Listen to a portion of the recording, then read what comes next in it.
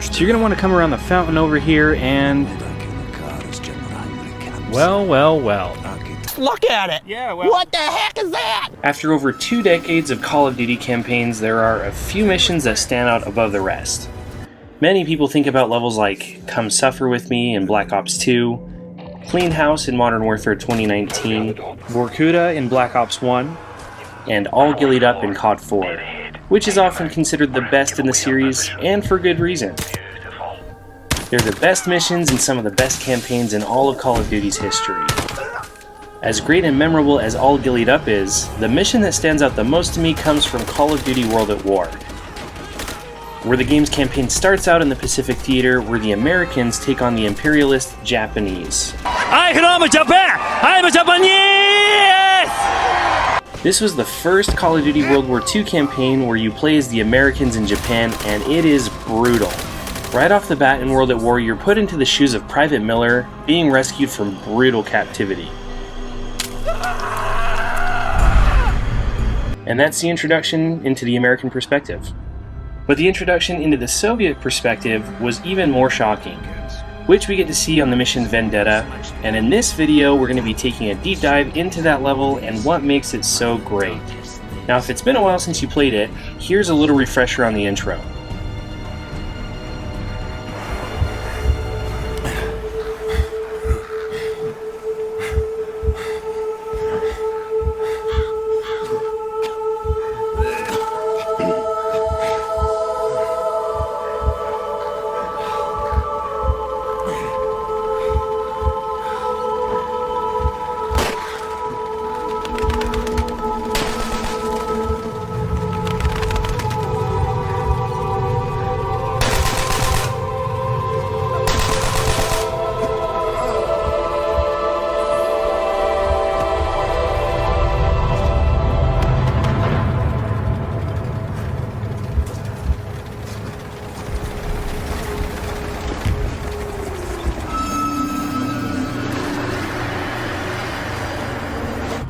Obviously, it's a pretty heavy intro. What we see here is the aftermath of the Battle of Stalingrad. The mission shows just how devastating this battle was. At the time, Stalingrad was the 13th largest city in the Soviet Union, which would be the equivalent of San Jose, California in the United States today, if you're going off of ranking. Even though Stalingrad wasn't the biggest city, this battle is considered the biggest and bloodiest battle ever. Now you may be asking, why here of all places? Wouldn't it be in a bigger city if it's the biggest battle of the biggest war ever? One reason was that Joseph Stalin wasn't too keen on the idea of losing a city named after him. Stalingrad was also a big industrial center, and with its position on the Volga River, it was also a transportation hub. In Finest Hour, in the very first mission, it shows you on a boat on the Volga River on your way to fight in the battle. On both sides, supplies were scarce, and that includes weapons and ammunition. And so in this level, you only have ammo until...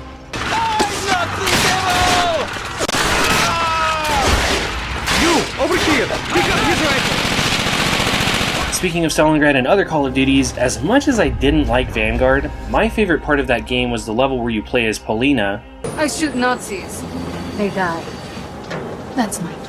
It shows the perspective of what Stalingrad was like as the Red Army and its citizens were preparing for the invasion in August of 1942. Although officially it started in July. And then it actually happens.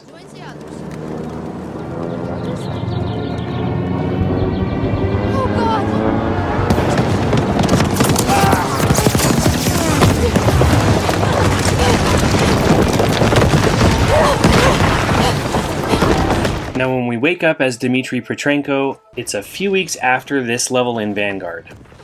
After the patrol passes, you crawl your way through the fountain until... I need your help. Looks like you're not the only one. Supposedly it's not just you and Viktor Reznov in this fountain. After you progress a little bit more in the level, if you go back you can see this soldier here that appears to be alive. You can also see that some of the bodies that were here before are now gone. In my opinion, I think that it's probably just you and Reznov, and that it's just the level design and its limitations. Also, this fountain is supposedly modeled after the Barmole fountain, which according to Stalingrad.net, The monument is derived from a Russian fairy tale of 6 children who went from Russia to Africa, almost got eaten by the cannibal Barmalay, who in turn got swallowed by a crocodile. Whilst in the crocodile's belly, he promised to be nicer, so begged to be released. He then became kinder to children, and also a friendly baker. So there you have it. Sounds like a very Russian fairy tale. At the fountain's edge, Reznov explains that he will not be able to shoot his sniper rifle because of his injured hand. I ain't got no finger! So you gotta be the one to grab the Mosin Nagant, otherwise known as the 3-line rifle M1891, which 1891 was the year that it dropped, and so by this point it's around a 50-year-old rifle. It's one of the most produced rifles ever, with around 37 million rifles produced, which is a lot, but it's like a fifth of the amount of AK-47s ever made. Reznov explains that he's been trying to take out Heinrich Amsel, who initially I thought was a real person because the cutscene before the level shows real-life footage of a German general saying that it's Amsel. But I guess he's just a fictional character. If only they had a Shazam for people, we could know who this guy really is. But it's tempting to try to take him out right then and there, but the time is not right. He leaves and you gotta take out the patrol waiting, and at any point in this part of the mission, if you mess up and they come after you, Reznov will magically have the PPSH ready to rock and roll. If you're in for a challenge, you can try to take out the whole patrol without reloading, and you'll get an achievement called the Professional. And as always, don't try this at home unless you are a professional. But you gotta make sure that no one is left, including... There's no one like Michael Vick. No one like Michael Vick. Excellent aim. You are a natural hunter. Once the next patrol arrives, you realize that you're not taking these guys out. There are too many of them. What are we going to do? So you and Reznov sneak into what was probably a nice little tavern at some point. Mark my words, comrade. One day things will change. We will take the fight to their land, to their people, to their blood. Now the next mission, you actually do end up fighting on their land, but it's not going to be for a while, because this battle is going to go on until February of 1943. Now I don't know if you know this about Russia in the winter, but it gets pretty darn cold. I'm cold, Nancy. So cold. You're in your underwear, Shug. The cold is one of the reasons why the Red Army was able to defeat their invaders, because they were better equipped to withstand the cold, but it still took a toll. As you hear Reznov talk, his voice may sound familiar. Knowing the routines and movements of your prey tips the balance of the hunt. That's because he's voiced by none other than Gary Oldman, who you might recognize as Commissioner Gordon, Sirius Black, or even Harry Truman. Here's him talking about it. So it literally is a scream fest for about 4 days. But I was in one with Kiefer Sutherland. It was funny, and he came out and he said, "Hey, man," he said, "I haven't screamed so much since I was married." But how loud do you get? I could do it for you. Do it. Well, it's sort of like, There! On the ledge! Shoot him! The tank! On the ground! For 4 days. Dimitri, on the other hand, was voiced by Mr. Bean. As you're continuing along trying to get the general, you approach my favorite part of the level. Sniper! Get inside now! The enemy sniper tries to get you from across the river. As you would expect on Recruit and Regular, this part is very easy. But on Hardened and Veteran, it's certainly a bit more challenging. All of a sudden, Reznov isn't willing to try to first draw the sniper's fire. I cannot risk it again. It's up to you to find him now. You need to take a different position. You only wounded him.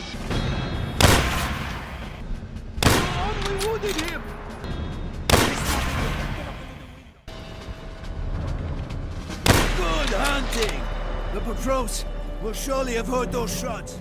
In doing research for this video, I watched clips from the movie Enemy at the Gate because I had always heard that this level takes and copies from that movie, and I can totally see why.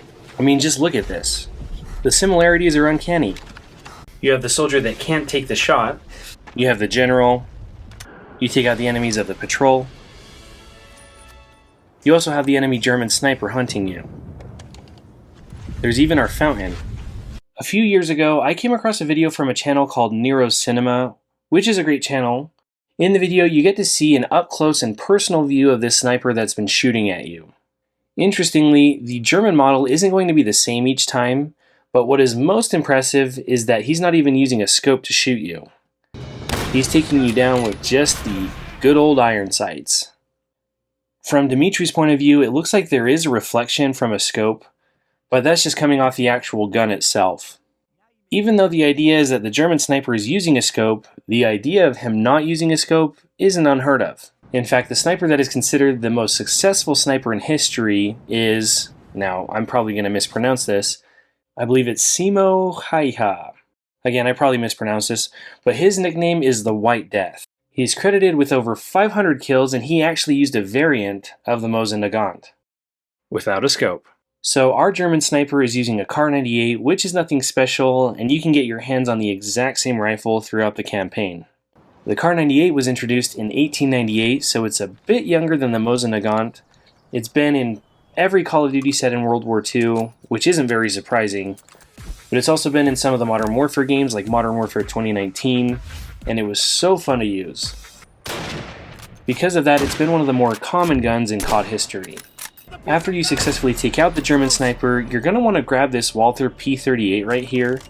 I'll explain later. You then got to get out of there before another patrol finds you. But this grandfather clock has other plans.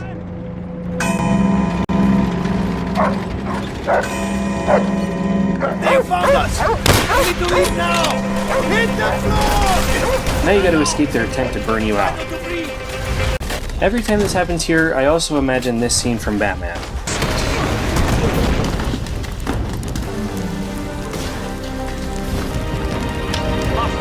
Blast away!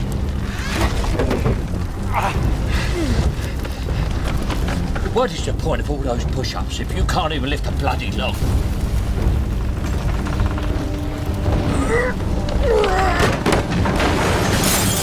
Thankfully, Reznov is our Alfred in this case, and you both are able to jump out of the frying pan into the fire. Maybe it should be the other way around. But your fellow comrades are there to save the day. It's here that Sergeant Doletsky tells you that he thought you were among the dead in the, quote, massacre at the square. We thought you were among the dead in the massacre at the square. See what I'm saying? Now, I looked this up, and there wasn't a historical event called the massacre at the square, at least from what I was able to find. But the fountains kind of point to the central square in Stalingrad. Now that you're reunited with the other soldiers, you and Reznov are going to be providing some cover fire. Now's the time where you can get your revenge on those dang flamethrowers. It's pretty satisfying to watch them blow up, but did this actually happen? On the Sean Ryan podcast, he had a World War II veteran by the name of Don Graves, who was actually a flamethrower on Iwo Jima. When I first heard him talk about getting shot from the back, I was very surprised. After all, I had shot countless flamethrowers in my Call of Duty career. They definitely blow up. But his worry was different than what I thought it would have been. The only thing that I would think of is if they shot me from the back and a round hit between the tanks, it would get right through in my back. But if it hit those, they were oval, so it would probably ricochet off. Interesting. Turns out that getting shot in the tank of a flamethrower most likely wouldn't lead to you blowing up. But it doesn't change the fact that it's fun to do in this game. While you're here, if you shoot someone without aiming down sights, it can be hard to hear, but you can hear Reznov say this. The man was certainly ahead of his time.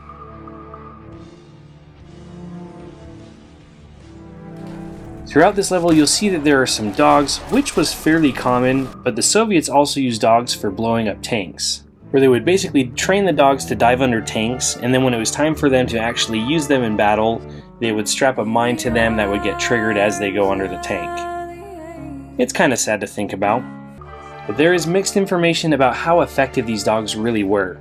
Some accounts say that it was really effective, but it's also been said that because these dogs were trained on diesel tanks, i.e. Soviet tanks instead of petrol tanks, the dogs, when primed and ready to go, would find themselves directly under a Soviet tank.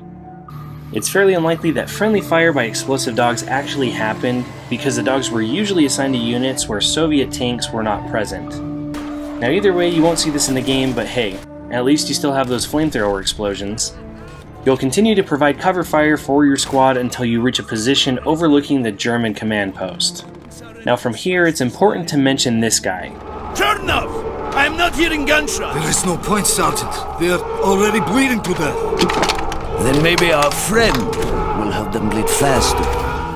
Chernov doesn't make an appearance in this mission, but depending on how you handle certain situations, it'll impact the cutscene that plays when you learn about what he has written about you in his diary.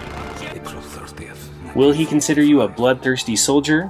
When he first spoke of Dmitri, Reznov told tales of a hero. Someone we should all aspire to be like. His merciless brutality defines him only as a savage.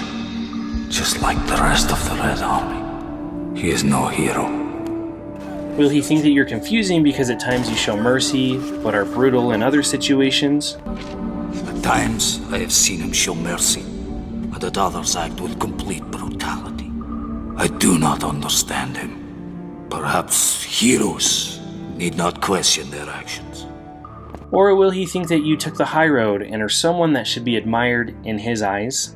His bravery on the battlefield is beyond question, but he has also shown mercy amidst the brutality of the Red Army. He is indeed a hero. The first decision that you will need to make is right here.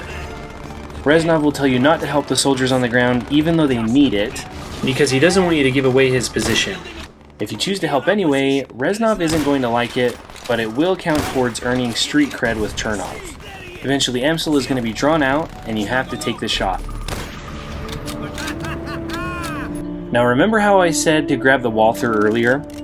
If you want to go after another achievement, you can take out Amsel with a pistol, and it'll give you the Gunslinger achievement.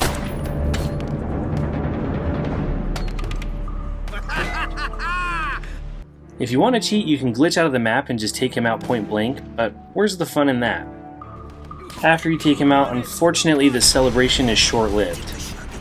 The last part of the mission involves you and Reznov escaping the intruding soldiers and plunging right into the Volga River.